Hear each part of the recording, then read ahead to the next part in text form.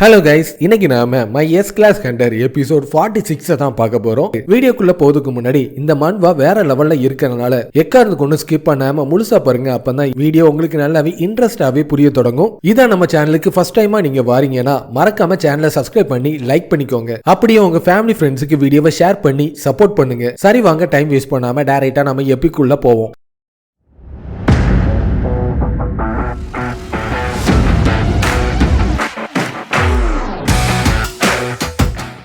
Eugene அவனோட ஃப்ரெண்ட்ஸோட power எல்லாத்தையும் ஒன்னு திரட்டி ஆக்ரோஷமா டேர்மாவை தாக்கிறதுக்காக முன்னேறி போயிட்டு இருக்க, நீ ஒரு சாதாரண ஆர்டினரியான எஃப் கிளாஸை சேர்ந்தவனா இருந்துட்டு இருக்க. ஒரு சாதாரண சின்ன ஸ்கில்ல பயன்படுத்தி உன்னால பெருசா என்ன எதுவுமே பண்ண முடியாது. உன்னை நான் மொத்தமா கடிச்சு முழுங்கிட்டேன்னா அதுக்கப்புறம் உன்னால இங்க இருந்து தப்பிச்சு போவதுக்கு வாய்ப்பே இல்லைன்னு அவனை முழுங்கிறதுக்கு தயாராகிட்டு இருக்கும். ஆனா அந்த டிராகனோட மொத்த உடம்பையும் வெடிச்சு செதற வச்சு இந்த சாதாரண சின்ன ஸ்கில்ல பயன்படுத்தி எப்படி நான் இப்போ உன்னை தோக்கடிக்க போறேன்னு நல்லா பார்த்துக்கோன்னு அவனோட பவர் எல்லாத்தையும் ஒன்னு திரட்டி தாக்கிறதுக்கு தயாராயிட்டு இருக்கிற நேரத்துல இப்போ ஒன்ன இந்த இடத்துல ஒரு சுவடே இல்லாம அழிக்கிறதுக்கான டைம் வந்துட்டுன்னு அதோட பாய்சனஸ் பிரெத்தை பயன்படுத்தி தாக்கிட்டு இருக்கும். அதோட ஃபாலோவர்ஸா இருக்கிற டிராகன்ஸ் மத்தியில அது மொத்தமா டைரக்டா வந்து யூஜினை தாக்கிட்டு இருக்கும். ஏற்கனவே யூஜினுக்கு லெஜெண்டரியான பாய்சன் ரெசிஸ்டன்ட் இருக்கிறனால அந்த பவர் அவனால ஈஸியா முறியடிக்க முடியும். ஆனா ஒரு ஸ்னீக் அட்டாக்கை பயன்படுத்தி அவனை மொத்தமா கேப்சர் பண்ணி அவனை கசக்கி புளிஞ்சு அவனோட ரத்தத்தை குடிக்கிறதுக்கு தயாராயிட்டு இருக்கும். கொஞ்ச நேரத்துக்கு முன்னாடி இதே எஃப் கிளாஸ் சேர்ந்த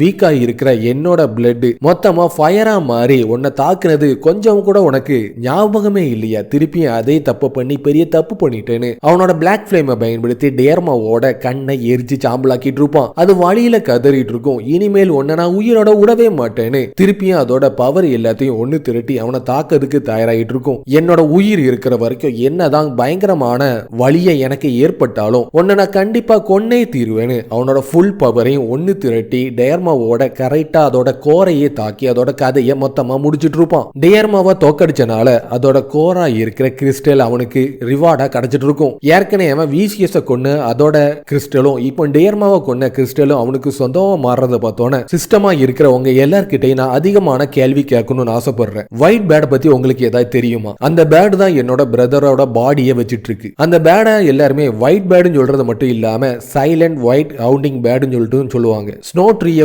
சுத்தி தான் எப்பவுமே அதிகமான பாட்டை பாடிட்டு அந்த இடத்தை சுத்தி பறந்துட்டே இருக்கும். அது இது வரைக்கும் சொல்ற பாட்டையும் கதையும் நம்ம கேள்விப்பட்டிருக்கவே மாட்டோம். அந்த அளவுக்கு அது ரொம்ப பழமையானது. நான் ஏற்கனவே டயர்மாவோட மெமரிக்குள்ள போயிருக்கும் போதுதான் அந்த பேடு என்னோட பிரதரோட பாடியை வச்சிட்டு இருக்கிறத நான் என் கண்ணால பார்த்தேன். ஒயிட் பேடை பொறுத்த வரைக்கும் ஸ்னோ ட்ரீயை சுத்திட்டு இருக்குன்னா அதை கண்டுபிடிக்கிறது அந்த அளவுக்கு ஈஸியான விஷயமே கிடையாது. உயிரோட இருக்கிற யாராலையும் அது கிட்ட போவதுக்கு வாய்ப்பே இல்லை. அது எவ்வளவு தூரம்னாலும் பரவாயில்லை, நான் அதை போவதுக்கு நான் தயாரா இருந்துட்டு இருக்கேன். தூரம் ஒரு பெரிய விஷயமே கிடையாது. இந்த உலகம் மொத்தத்தையும் உருவாக்கணும் ஆர்ஜினே அந்த ட்ரீ தான். ஆர்டினரியான பாடியை வச்சிருக்கிற ஒன்னால கண்டிப்பா அது கிட்ட போவதுக்கு வாய்ப்பே இல்லை. இந்த உலகத்துல இருக்கிற யூனிவர்ஸ் மொத்த பிளானட் எல்லாமே அதோட கட்டுப்பாட்டுல தான் இருந்துட்டு இருக்கு. உதாரணமா சொல்லணும்னா இங்க இருக்கிற லட்சக்கணக்கான பிளானட் எல்லாத்தையுமே உருவாக்குனதே அந்த ஆரிஜின் ஆஃப் ட்ரீயா இருக்கிற ஸ்னோ ட்ரீ தான். இப்ப நீ பார்த்த அந்த ஸ்னோ ட்ரீயை பொறுத்த வரைக்கும் 5th ஆரிஜினா தான் இருந்துட்டு இருக்கு. அதுலயும் முக்கியமா அதிகமான பிளானட்ஸ் எல்லாத்தையுமே கன்சியூம் பண்ணிட்டே கொஞ்சம் கொஞ்சமா புது பிளானட்ஸையும் அது உருவாக்கிட்டு இருக்கு. உதாரணமா சொல்லணும்னா பழைய உலகத்தை அழிச்சு ஒரு புது உலகத்தை உருவாக்கிட்டு இருக்கு. உன்னோட உலகத்தையும் கூடிய சீக்கிரத்துல அது கன்சியூம் பண்ணதுக்கு அதிகமான வாய்ப்பு இருந்துட்டு இருக்கு. ஒரு உலகம் அழியதுக்கு முன்னாடி டஞ்சன்ஸும் ஸ்கில்ஸும் அதிகமா வெளிப்படும். அதிகமான மான்ஸ்டர் எல்லாமே ஒன்னா சேர்ந்து உங்களை தாக்கிறதுக்கு முற்படும். உதாரணமா சொல்லணும்னா சிஸ்டமா இருக்கிற நாங்க எல்லாருமே உருவாக்கப்பட்டதே உலகம் எல்லாத்தையுமே அழியாம பாதுகாக்கிறதுக்கு தான். டியர்மா மாதிரி இருக்கிற கல்ட் மெம்பர்ஸ் எல்லாருமே உருவாக்கப்பட்டதே உலகத்தை அழிக்கிறதுக்காக தான். அந்த ஒயிட் பேடை பொறுத்த வரைக்கும் உன்னோட பிரதரோட பாடியை தூக்கிட்டு போயிருக்கானா கண்டிப்பா ஏதாச்சும் ஒரு ரீசன் இருந்தே தீரணும். ஒயிட் பேடால ஃபியூச்சரையும் பார்க்க முடியும், பாஸ்டையும் கண்ட்ரோல் பண்ண முடியும். உனக்காக அதை கண்டுபிடிக்க வேண்டிய வேலையை எல்லாத்தையுமே நாங்க பாத்துக்கிறோம். ஆனா அதுக்கு முன்னாடி 50 எஸ் கிளாஸ் சேர்ந்த எல்லாரையுமே நீ ஒன்னா சேர்த்தே தீரணும். 50 எஸ் கிளாஸ் சேர்ந்தவங்க எல்லாரையுமே சேர்த்துட்டனா இந்த உலகம் அழிகிறத இருந்து நம்மளால தடுக்க முடியுமா? நம்மளால முடியும். உன்னோட காலநிலையில இருக்கிற மான்ஸ்டர் எல்லாத்தையுமே நீ அழிக்க ஆர்ஜின் மொத்தமா டயர்ட் ஆகி ஆழ்ந்த தூக்கத்துக்கு போயிடும். அதுக்கப்புறம் நம்மளுக்கு ஒரு 100 100 வருஷம் நம்மளுக்கு கிடைக்கும். அதை பயன்படுத்தி நம்ம அங்க இருந்து தப்பிச்சு ஓடிட்டே இருக்கலாம். நீங்க சொல்றது எல்லாத்தையும் வச்சு பார்க்கும்போது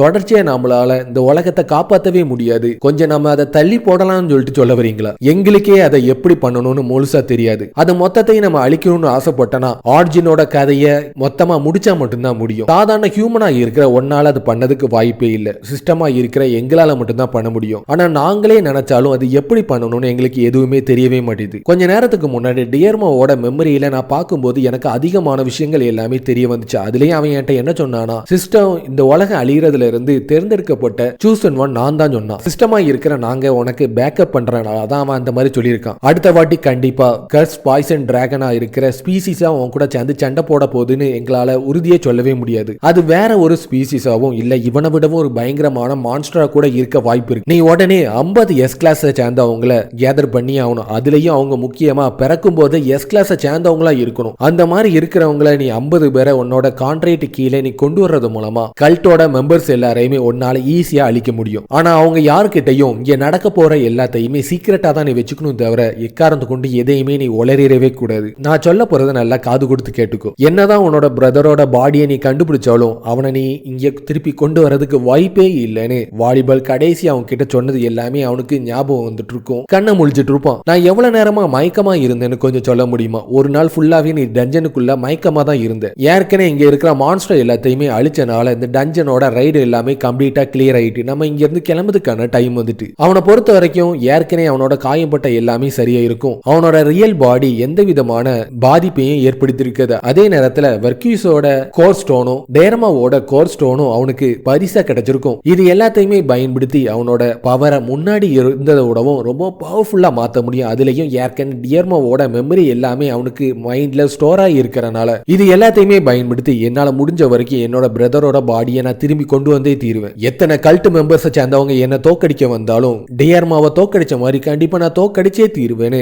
அவன் தயாராகிட்டு இருக்கும்போது சங்க உடனே ஒரு போஷனை எடுத்து யூஜினோட வாயில திணிச்சிட்டு இருப்பான். ஆரஞ்சோட பிளேவர்ல ரொம்ப டேஸ்டாவே இருந்துட்டு இருக்குன்னு நீ எந்த கர்மாந்திரத்தை என் வாயில திணிச்சேன்னு அவன் பார்த்து கத்திட்டு இருக்க.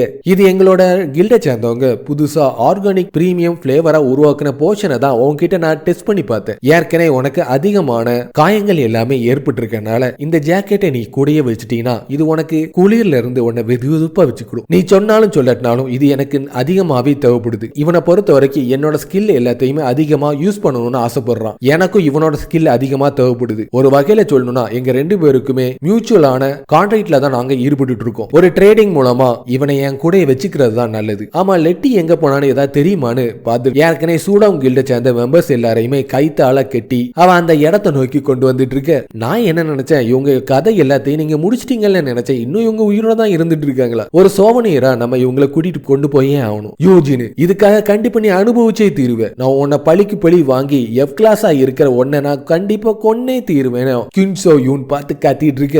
உனக்கு எவ்வளவு தைரியம் இருந்தா என்னோட டார்லிங்க பத்தி நீ அந்த மாதிரி சொல்லியிருப்ப. நீ என்ன சாவணும்னு ஆசைப்படுறியான்னு லெட்டி அவன் மூஞ்சிலேயே ஓங்கி ஒரு மிதி மிதிச்சுட்டு இருப்பான். ஏற்கனவே அவங்களோட டஞ்சன் ரைடு எல்லாமே கம்ப்ளீட் ஆனனால அவங்க எல்லாருமே ஒன்னா சேர்ந்து திருப்பி அவங்களோட வீட்டை நோக்கி போவதுக்கு தயாராயிட்டு இருப்பாங்க. நான் வீட்டுக்கு போவதுக்கு முன்னாடி டக்குன்னு என்னோட ஃபேண்ட் கிழிஞ்சிருக்கிறனால ஒரு புது ஃபேண்டை நான் வாங்கியே தீரணும். யூகின் மட்டும் நடந்த விஷயம் எல்லாத்தையுமே தெரிஞ்சுக்கிட்டானா அவ்வளவுதான், பூகம்பமா வெடிச்சு இந்த இடத்தையே மொத்தமா செதறடிச்சிருவான். எக்காருந்து கொண்டும் யூகினோட கண்ணில் மட்டும் நான் மாட்டிடவே கூடாதுன்னு எல்லாமே முடிஞ்சு அவங்க எல்லாருமே நிம்மதியா டஞ்சனை கம்ப்ளீட் பண்ணிட்டு வெளியே வந்துட்டு இருந்தா வெளியே பார்த்தா அந்த இடமே ஏதோ எரிமலை குழம்பு வெடிச்சு செதற அளவுக்கு தீயா எரிஞ்சிட்டு இருக்கும். விண்டர் டைம்ல எதுக்காக இந்த அளவுக்கு சம்மர் மாதிரி வெக்கையா இருந்துட்டு இருக்குன்னு தெரியல. ஏன்னு கண்ணை திறந்து பார்த்தனா யார் கண்ணில் மாட்டக்கூடாதுன்னு அவன் நினைச்சானோ யூகினும் பீஸும் ஆக்ரோஷமா அங்க வந்து நின்றுட்டு இருப்பாங்க. யூகினோட கோபத்துல தான் அந்த இடத்தையே அவன் துவம்சம் பண்ணிருப்பான். இது எல்லாத்தையுமே பார்த்து யூஜினும் அவங்க ஃப்ரெண்ட்ஸ் எல்லாருமே மொத்தமா ஷாக் ஆகி நின்று பார்த்துட்டு இருப்பாங்க. இதோட இந்த எபிசோட் முடிஞ்சிரும். சோ கண்டிப்பா இந்த வீடியோ உங்களுக்கு பிடிச்சிருக்கும்னு நம்புறேன். அப்படி பிடிச்சிருந்துச்சுன்னா மறக்காம சேனலை சப்ஸ்கிரைப் பண்ணி